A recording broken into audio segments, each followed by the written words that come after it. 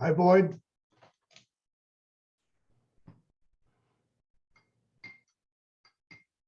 And Harvey's there too.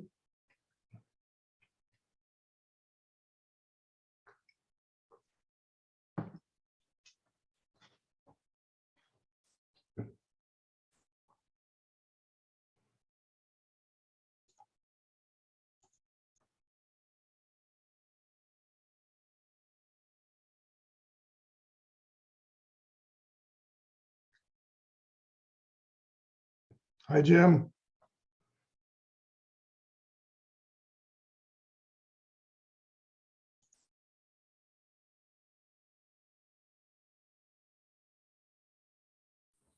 Good to see you. Good to see everyone. I'm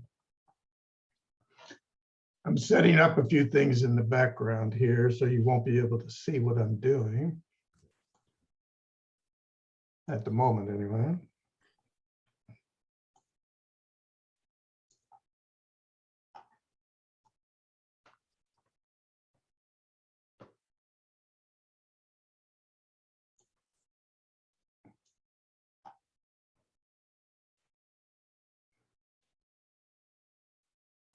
Well, there were some major changes to Lightroom as well. Is anybody going to do something on those changes?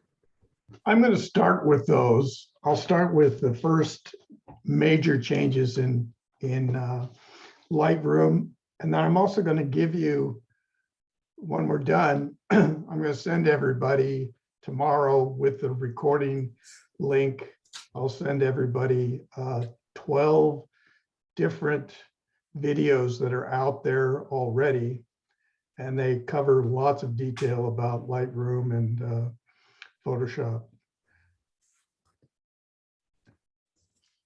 And the biggest thing, and I'll talk about it when we start, but the biggest thing is that masking is so much easier and so automatic. Have you tried it, Jim?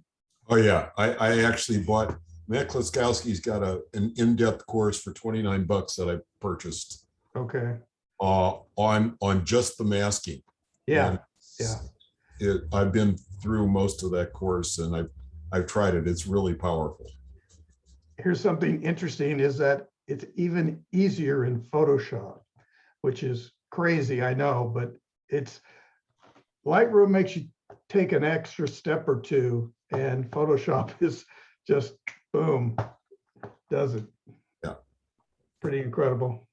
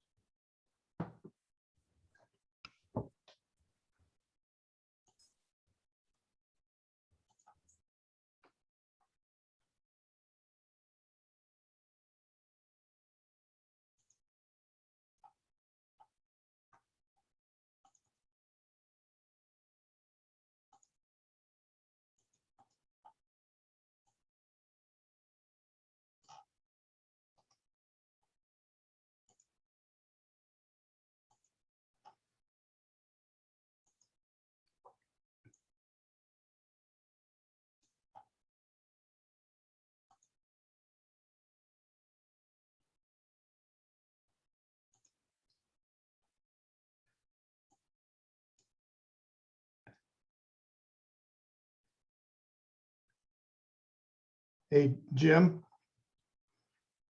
would you do me a favor? I've asked people to put questions in the chat along the side, and I'm going to probably take those towards the end. But if you see something, if you don't mind looking, if you see something that would help if I stopped right there, just tell me. I'll be glad to do that. Okay, thank you.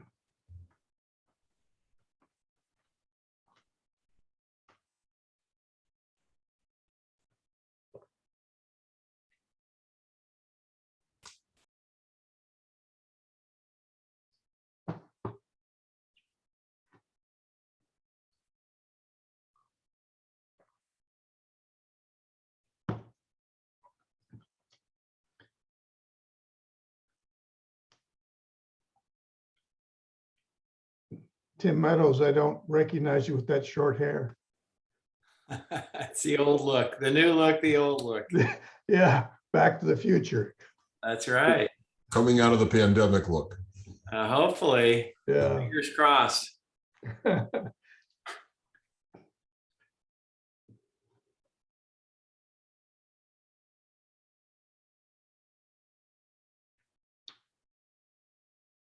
We were talking for a few minutes before several people came on, but tomorrow, and I'll repeat this, but tomorrow I will send 12 links to videos that are by Matt. Matt Kay has a bunch of them out, a lot of different guys. But anyway, I'll send all these links out and you can follow all the things I talked about today, and you can follow them at your own pace. You know, stop them and start them as you try some of these techniques, because they've made life a lot easier. And it's pretty interesting.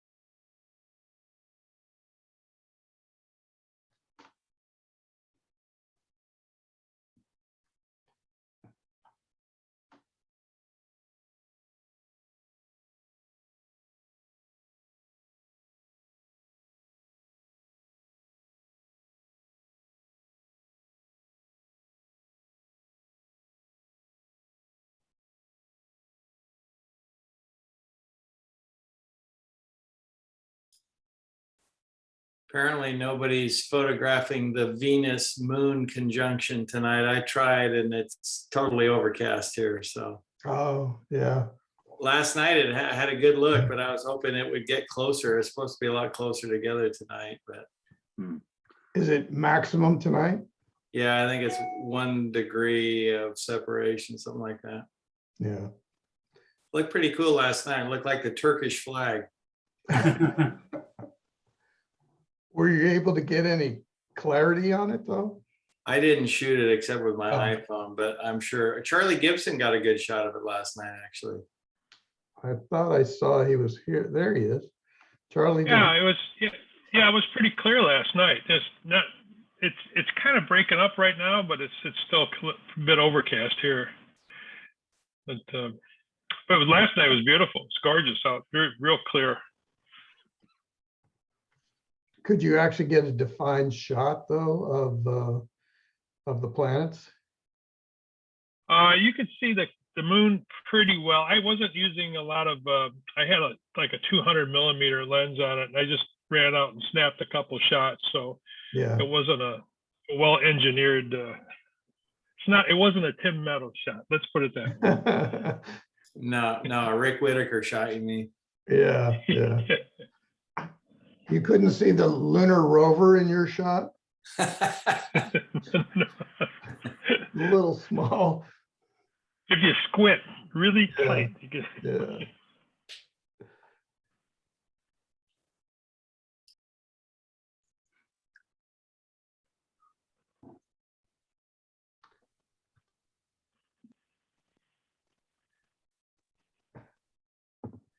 Well, I'll give it another 30 seconds and then we'll start.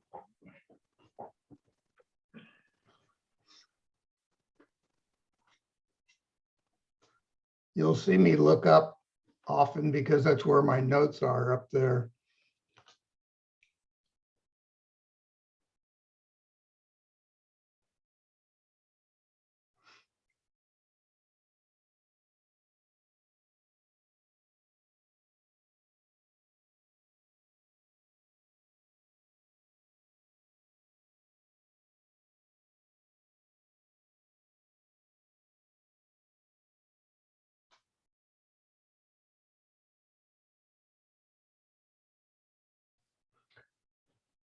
All right, we shall begin. So as many of you have noticed or have heard that Adobe updated Photoshop and Lightroom again, and they've made life for masking much, much easier. It's not bulletproof, but it's much, much better than it's ever been before. And it's very automatic. It's so automatic that I'm not even going to call it masking. It's really selections and making changes to selections. And that's what it's all about. And selections have always been those dotted lines around something as a selection. And so that's what we're going to be looking at. And all of these things came about from Adobe Sensei. Has anybody heard of Adobe Sensei? Got one hand. So basically, Adobe in 2016 announced Adobe Sensei.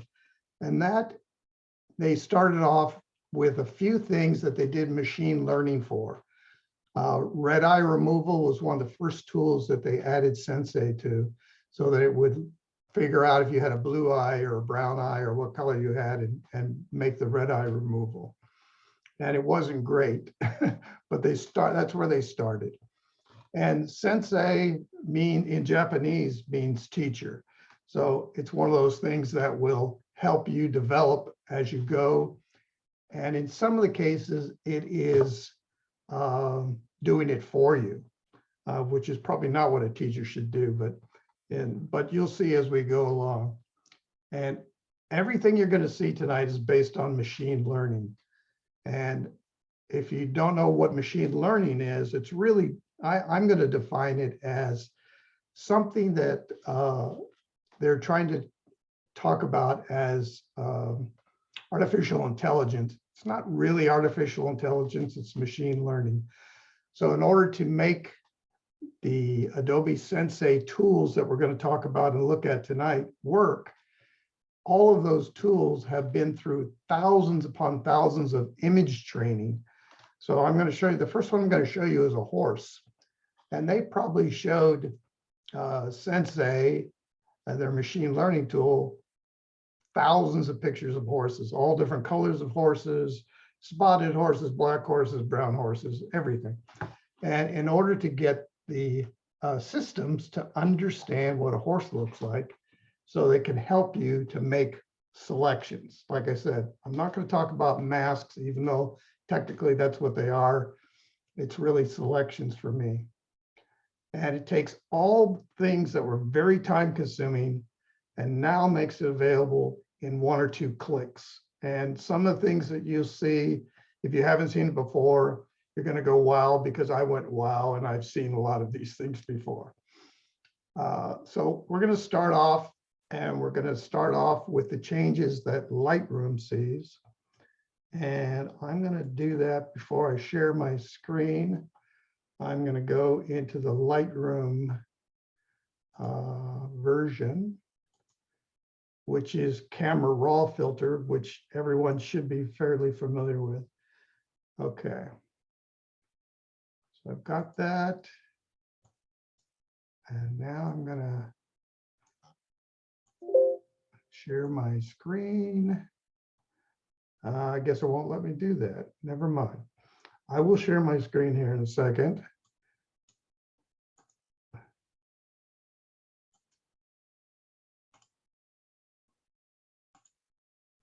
And here's that horse I was talking about.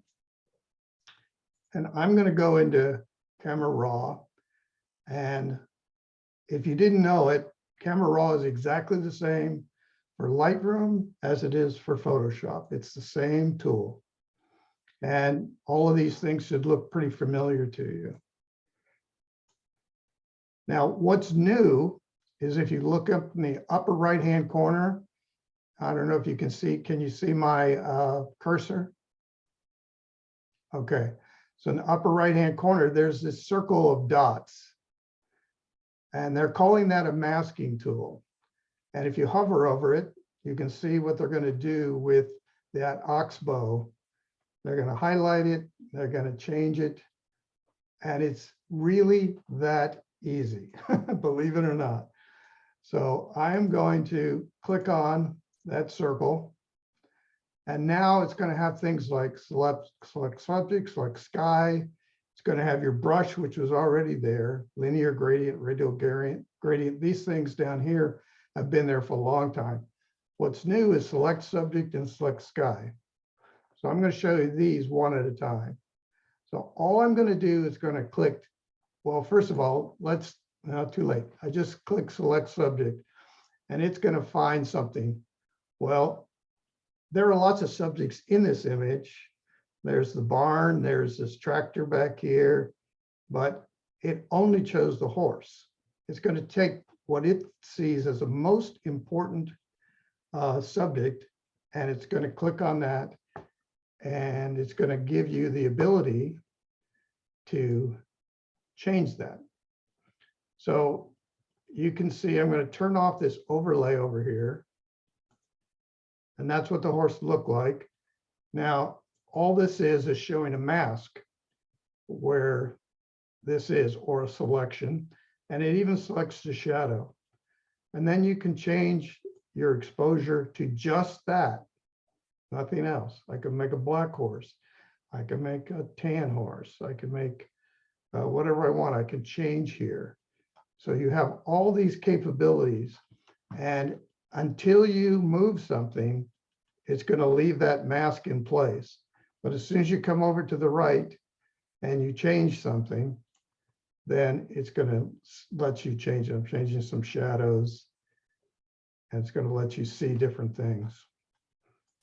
You can make the horse green, blue if you want to. You can change tones on it and tints.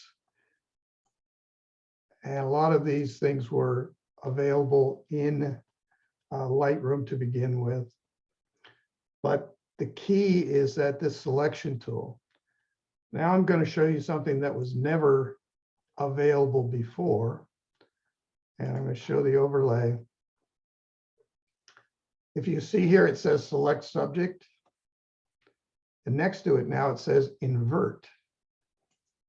So if I click invert, that mask is no longer on the horse. That selection is really on the entire background.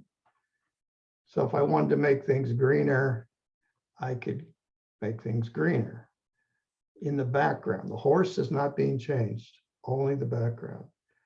So it has separated that horse. It's not on a separate layer like it does in Photoshop.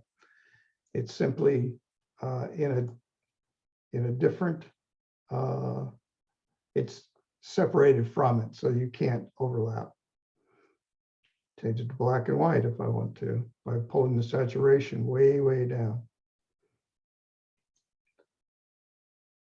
So that's a pretty cool effect that's happened. Now, the next item that's in there is I can, let's turn these off. And then I'm going to select the sky. That'll take a second, but it perfectly detects the sky up here. And then you can also affect the sky. You can see everything's grayed out, but as soon as you click on it, it comes back. And so you can change the color temperature in the sky.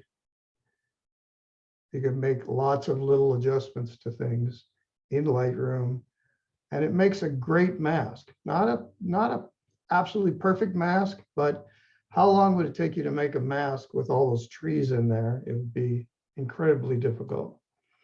So it does a lot of things automatically, and it does them pretty well. You've got the same tools down here. The defringe, if you wanted to adjust that a little bit to get less of the edges of the trees, and a few other things. So those are the two biggest changes that they've made. And what I'm going to send you tomorrow is I'll send it to everybody in the club, but Colin Smith's done a great YouTube video on this. And he's a Photoshop and Lightroom guy from way back. And it's a free YouTube class on this, and it'll show you even more details than I showed you so far. All right, so I'm going to leave Camera Raw. And I'm going to go to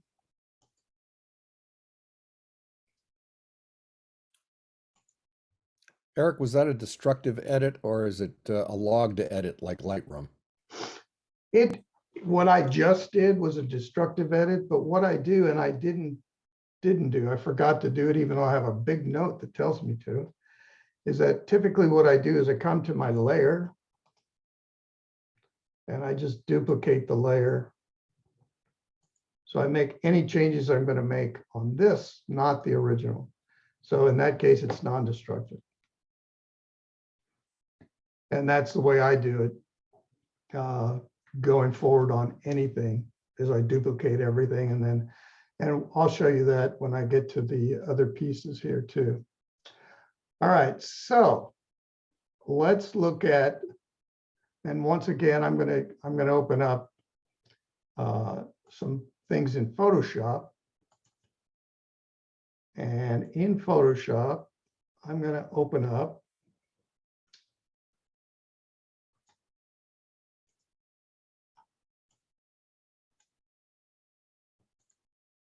and these are all JPEGs, by the way, so I can make things go quickly. And this is my daughter, who is 30 now, but she wasn't then. And I'm going to show you some new tools in Photoshop that are pretty one-click and you're done, or you can refine it as you wish. So under filters, there's a whole section now called neural filters. And neural filters offer a bunch of different techniques. So it thinks I want Smart Portrait, which is not a really good tool. And if we have time, we'll get to it, but otherwise we won't.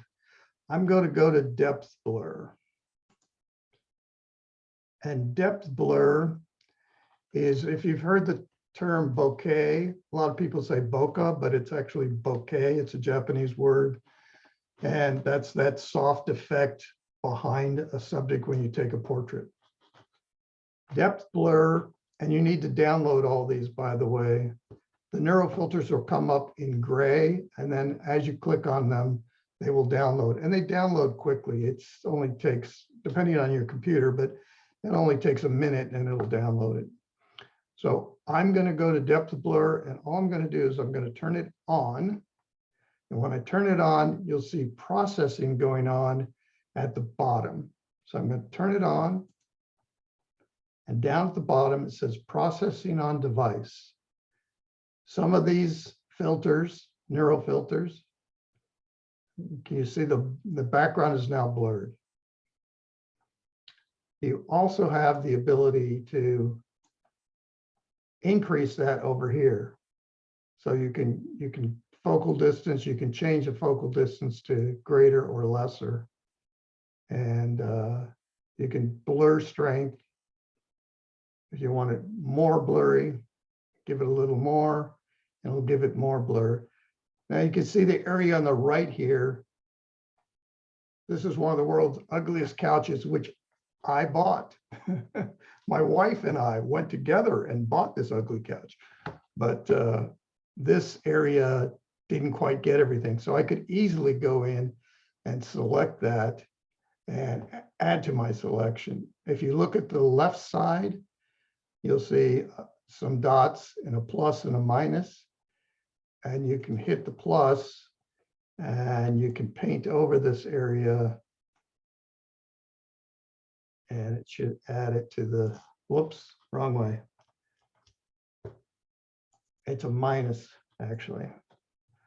And it's going to allow me to paint over this area, and it will add it to my selected area.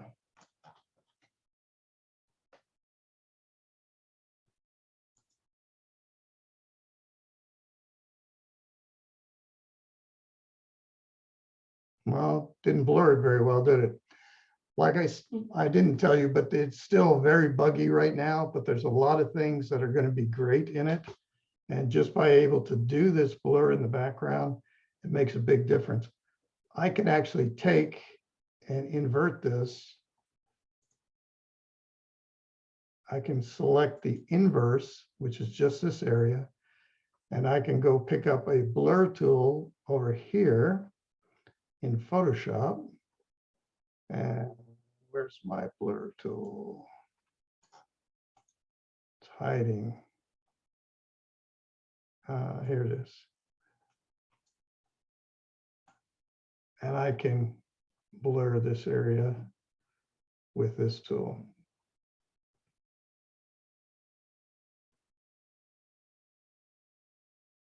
As long as it's a selection, I can go over here. It won't blur her because she's not in the select area. Okay, that's an improvement. So that's one look at how this bouquet works. And now I'm going to open up a different image.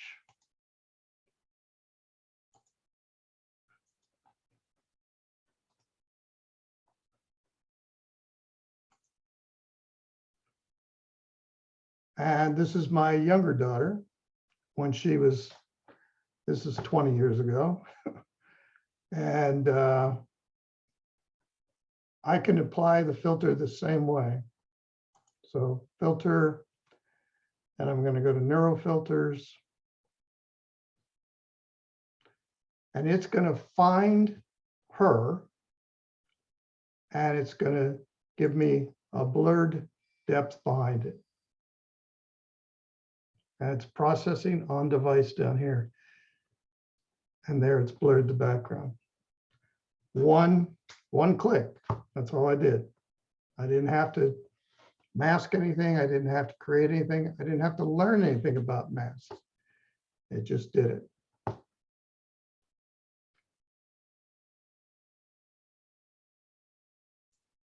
If you'd put any questions you have in chat, and we'll try to get those if as we go.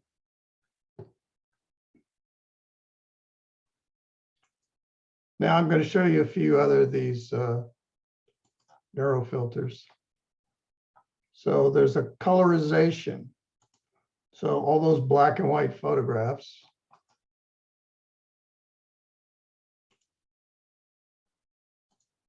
It's going to be a family show tonight. This is my dad. And so you can take an image like this, and this has got some toning in it, but it's going to try to figure it out. And you'll see it's not perfect, but it's a great starting point on getting you someplace on that. And that's called colorize. And some of these process in the cloud. So we'll see what this one does. No, this one processed on device. Okay, so there's my dad.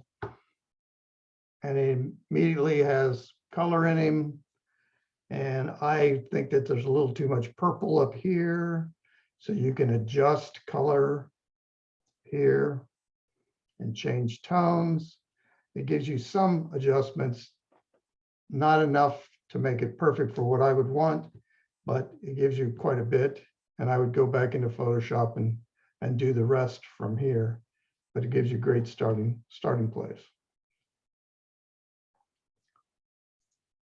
Okay, let's look at a different image.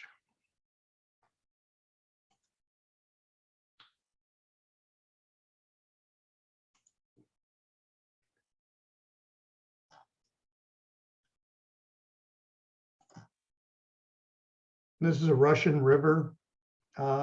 It's not actually the river. This is a lake near the Russian River. And I'm going to go to my Neuro filters and I'm going to choose colorize.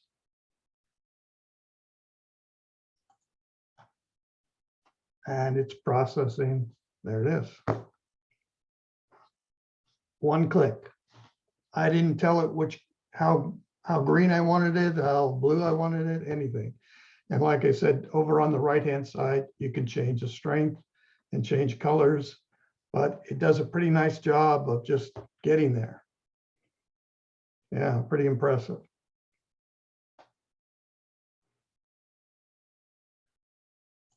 Okay.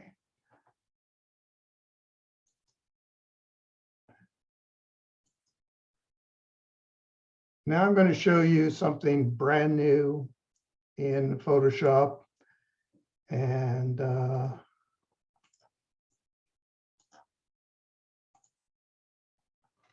this is called Object Finder. And actually, this was, someone submitted this image. I don't remember who or when, but it was maybe 1 or 2 competitions ago. You may recognize the photograph. Actually, it's mine. It's Oh, Pam, thank and you. I submitted it for the last competition. Okay. Well, Pam, you'll be very excited about this. There are so many objects in this image that it's pretty amazing, right? But if you look over here in the toolbar, there's this box. It's called the Object Selection Tool. And if you updated your Photoshop, and it's only in Photoshop, this is not in Lightroom, but if you updated it, it will appear there, or it appeared there for me. And if it doesn't appear there, then go down to these little 3 dots right here. And you click on those dots, and it gives you lots of tools that you don't have in your toolbar. And you just grab it and move it over to your toolbar. But it's right here. So it's an object selection tool. And before I click on it, I didn't mean to do that.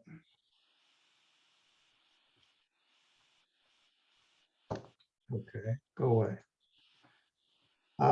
Before I do that, I want you to kind of look up at the top bar. You see these 2 arrows that are going different directions here? I'm going to want you to look up there, because when you click on this object finder, as it's finding, it's going to have a little couple of arrows that are going to spin up here until it finds all the objects in the picture. So see this turning up here? That's going to turn for a minute. When it stops, then it's found images in your picture. So I'm going to start off with the most obvious thing is the guy. And I've got a great selection of him. If I click on him, it makes the selection. Now you can see there's a few things that you would want to clean up because he's got a hole in his back and he doesn't have his shoes on completely. So I would go over here to the quick selection tool and I would add a little bit to him. And I would, then there's a little plus sign on the quick selection tool. You may not be able to see it, but if you click Alt or Option, you can then, whoops, sorry. I guess I don't, just add to it. And I'm adding to that selection. And then where I need to delete some selection is over here. So I click the Alt, and then I can take a little bit out. And I can add his hand in and his arm. But he's been dutifully selected. Now, what you don't see is that, and I'm going to click off of him. What you don't see is that he's selected. This guitar over here is selected. This Route 66 sign is selected. This guitar is selected. This guitar is selected. This guitar is selected. This chair is selected. You have all these selections that are in here. And I didn't think it would be able to do it. I purposely picked something that I thought it would be extremely difficult to work with. And it was able to do it. So why would you even care about this? Well, let's say we decide to pick this guitar. I can also do a shift and I can pick this guitar and I can pick this guitar and I can pick this guitar and I can pick this guitar. And I would have to clean up the selections. They're not perfect. But then I could take and do an adjustment. And I could change the color of those guitars. I can make them all green. All at the same time.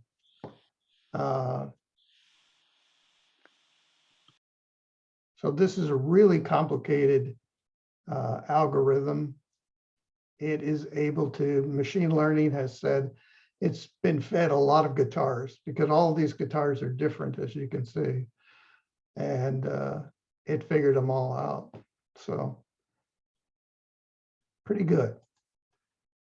So that is this object finder. And I'm going to show you another example of how you would find something.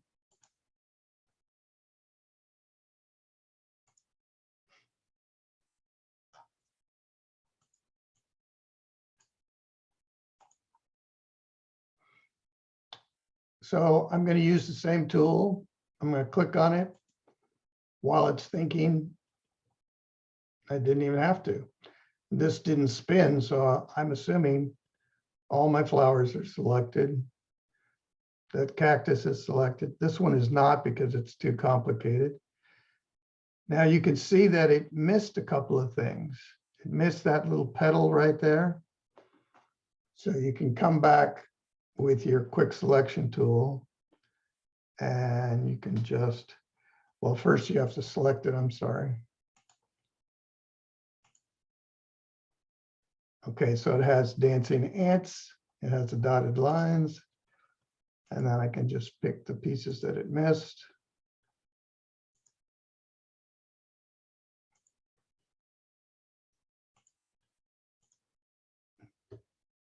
And now everything's selected. And I can select just the flowers if I want to.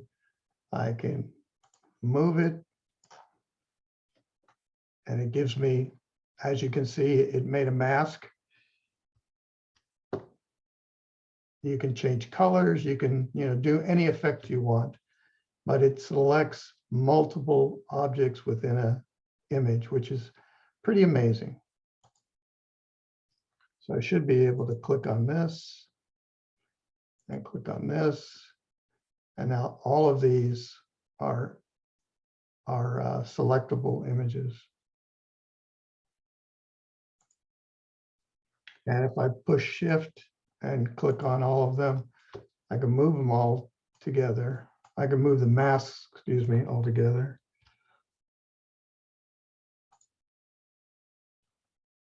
Or I can move, with this tool, I can move all three of them together. And Control Z to put everything back nice and neat where it was. So there are, when you have multiple images in something, if you have multiple people in something, and you want to select all of the people and you want to do some effect, you can do that. If it's all of the objects, you can do it. It's pretty complete. All right, so now here's something that has some good possibilities as well. And this is called harmonization. And harmonization is when you have one image that's going to be dropped into another image, but they're taken under completely different lighting situations. And this will make that a little easier to deal with. And I'm going to take a second image and bring it in here. And so that's on a different layer now. And then I'm going to take my select subject tool. Can you see that up top there? I'm going to select subject, and it's going to select the dancer. And looks pretty good. If I was doing this perfectly, there's a couple little edges on his fingers that I might fix, but this is fine for now. I'm going to select the inverse, which is everything but him, and I'm going to delete it. So now we have this dancer in the middle of our image, but chromatically, he doesn't match at all. So you go to Filter, Neural Filters, and you go to Harmonization. And it says, select the layer. And you have to select the background layer because we're trying to harmonize him with the rest of the, and there it changes his coloring to work better with that, to pick up some of these reddish browns down here, and it puts a little green from the reflection from the moss, et cetera, et cetera. And he drops that in there. Now, I'm not sure how often I'm going to have a dancer in the middle of my, this is Hidden Villa, by the way, if you've never been there. It's a beautiful place to photograph. It's in Los Altos Hills. And anyway, it's a good place to go and tour and take photographs. But this is a harmonization tool, and you can adjust all the colors just like everything else, and the amount of harmonization as well. All righty.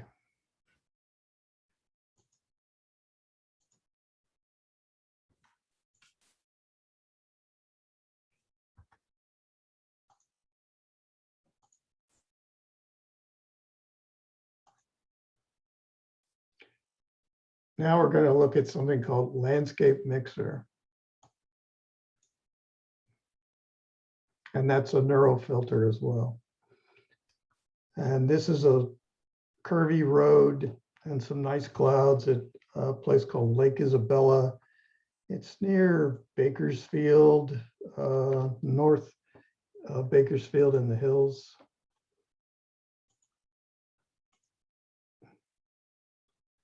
And there's a tool. Make this a little smaller. So there's a neural filter.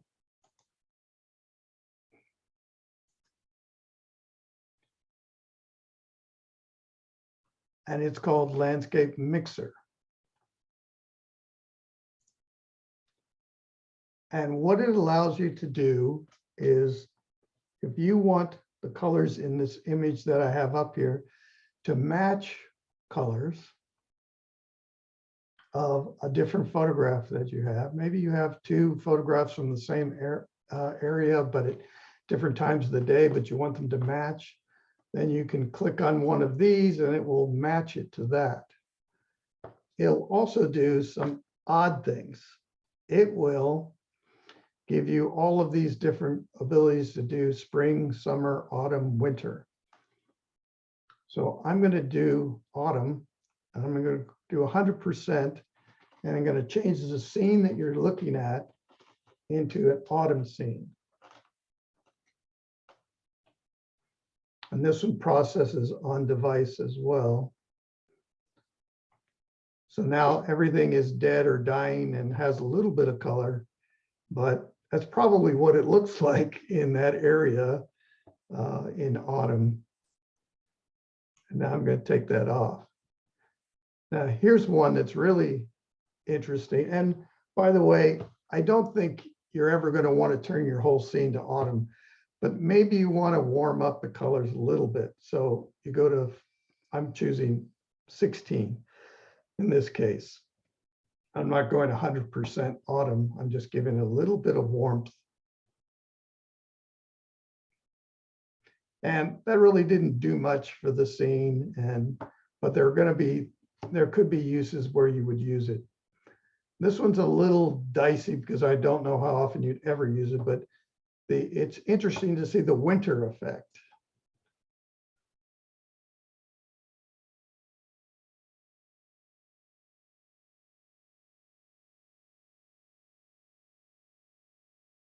There you go. So it snowed last night. Now we have at that same spot that I was standing, we now have a foot of snow. So it created a very different effect. And it's very, like I said, it's very different. And the AI isn't perfect because it kind of puts in some artifacts in your image. It's not as crisp as it used to be. But it's interesting nevertheless. So that's landscape mixer. I have another image that we could look at, but this is basically the kinds of things it'll do.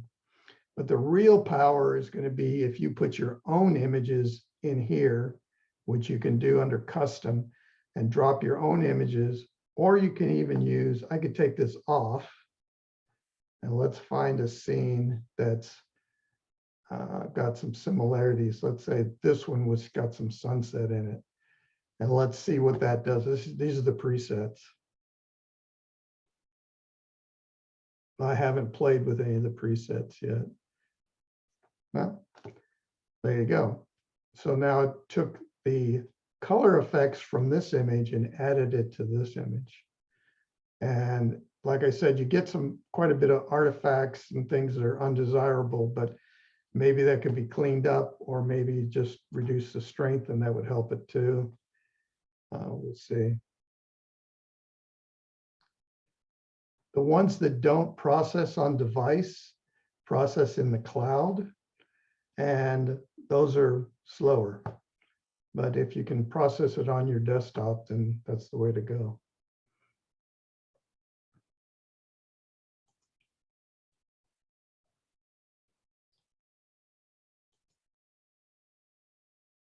Now there's another one, and it's called Smart Portrait. And I say it's not ready for prime time. I was able to use it in its beta version, which was actually worked a little bit better. So we'll take my unhappy daughter here again. And now I'm going to use a neural filter. It's called Smart Portrait. And Smart Portrait can do many things. It can do happiness. It'll do facial age, hair thickness, eye direction, expressions, which are back to surprise and anger besides happiness. So I'm not so sure I'd put anger in there, but let's say I want her to be happier, and let's just see what it does. I haven't tried it on this photograph, but I've tried it on some other ones and it did not do very well. Now this one, as you can see at the bottom, it's processing in the cloud. So they even think it's not ready for prime time because it's not downloading to your device. Well, a little bit of an improvement. Her mouth looks a little funny. It's a little soft, but it did something. I'll try facial age just for the heck of it, but I think it's going to be something that, something that teenagers are going to want to play with and not going to really do much for you.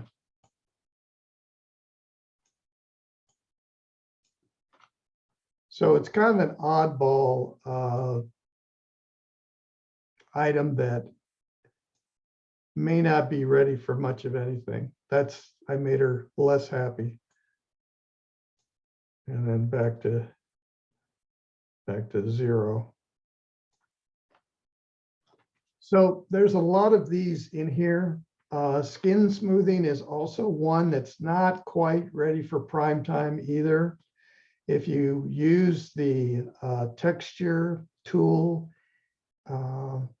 which is in both Photoshop and in Lightroom, it does a good enough job, or as good as what this one does. I've not seen it do a very good job. I've tried it a couple of times.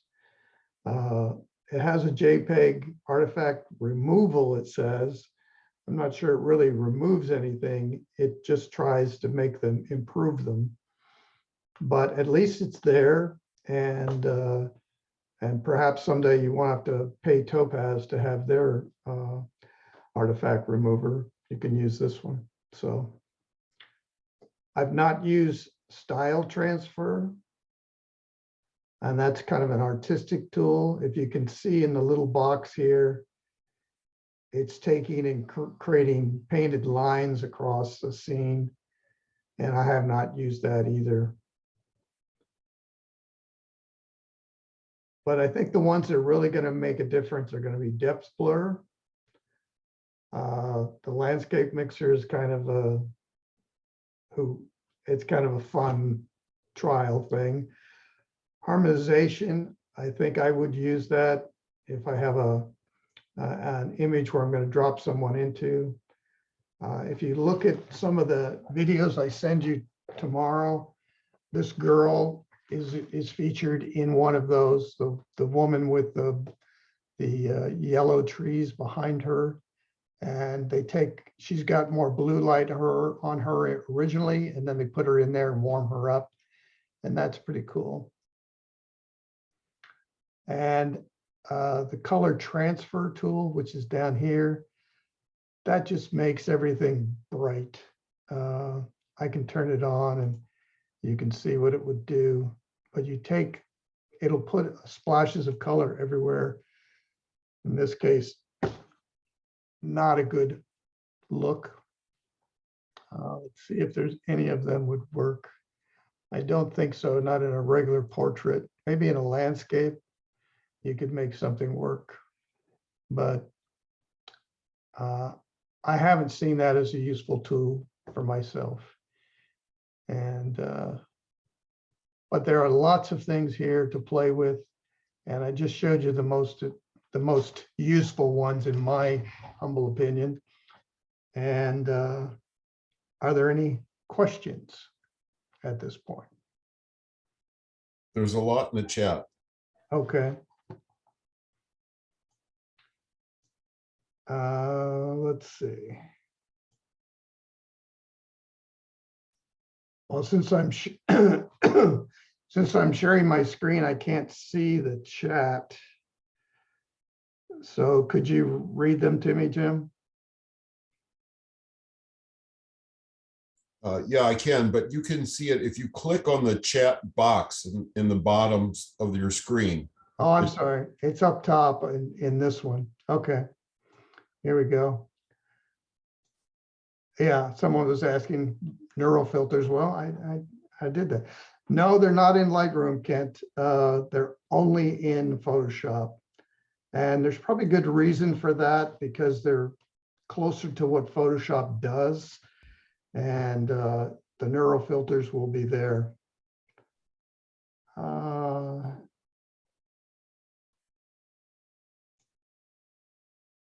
What is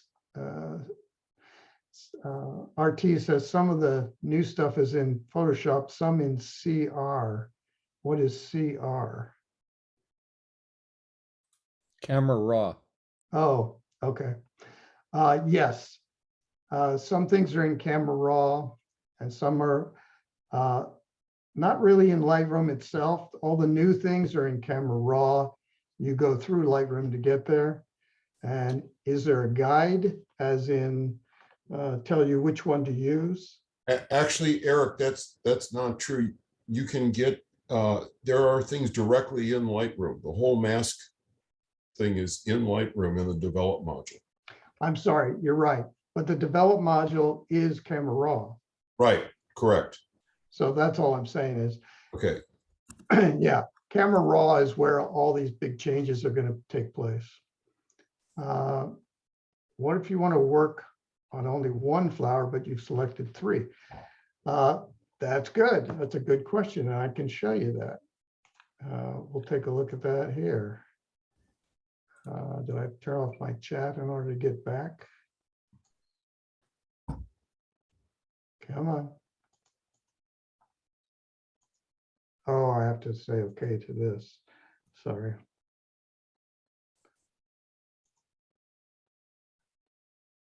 So what's happening is in the flowers, for example. Sorry. In the flowers, when I turn on the quick select, or excuse me, the object selection tool, it's going to find 3 flowers. But guess what? You notice this one has is selected. These 2 are found, but they're not selected. So if you only want to work on 1 flower, then you just click on 1 flower. In order to get the other ones selected, you have to hit Shift, click. And you have to hit Shift, click. And then you have all 3 of them selected. But if you only want the 1 selected, then you only click on 1, whichever one you want selected. And don't forget to touch it up with the quick selection tool to get all the little pieces that didn't come through. Does that answer your question, Pam? Yes, thanks. Okay. All right. Let's see. Do you know in advance what will process on device? No, you don't, just by trial and error in the neural filters. Most of them will do it on device, but we saw the ones that the Smart Portrait does not. It's in the cloud. And I think that's, like I said, I think that's for good reason. It's because you can't possibly debug it well enough if everybody's got it on their system. You know, everybody'd have to update. So I think things that are buggier are going to be on the cloud until they get all the bugs ironed out.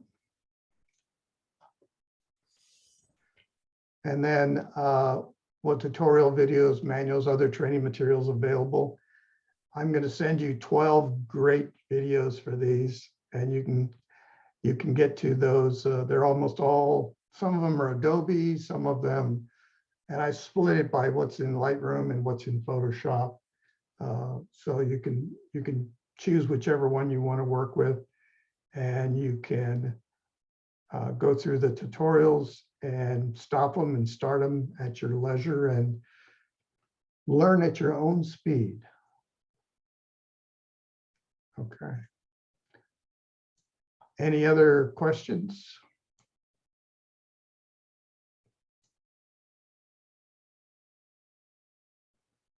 Okay. I was going to try to keep it under an hour. It was 50 minutes. So it's really an overview that I showed you, not every single feature and not every of each of these that I showed you did I demonstrate. But you'll be able to get a lot more detail in the videos that I sent you and that I'll send you tomorrow, and enjoy it, because I think there's a lot of things that I will use. So thank you all for coming. Thank you, Eric. Good stuff. Thanks, Eric. Thanks, Eric. Yeah, thanks very much. Thank Very you, excellent. Eric. Right. Thanks, E-Rick. Okay, Rick. Thank you, Eric. 10-4. Yeah, see you guys. Bye-bye. Okay, thanks. Don't forget to send me the link and I'll post this on the website. Will do. I'm going to send it to everybody in the club tomorrow. Great. So Sounds good. I'm recording it locally, so Okay. yeah. All right. Good night. Okay, Good night.